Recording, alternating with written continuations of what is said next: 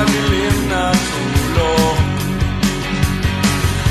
Ewan ko ba kung bakit sa libo-libong babae nandoon, wala pang isang minuto, nahulog na ang loob ko sa'yo.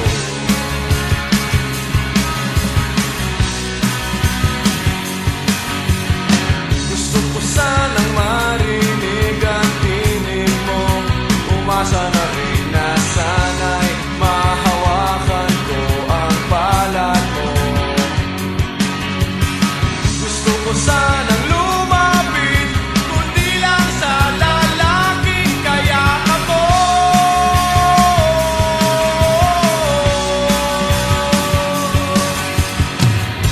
Dalhin mo ako sa iyong palasyo,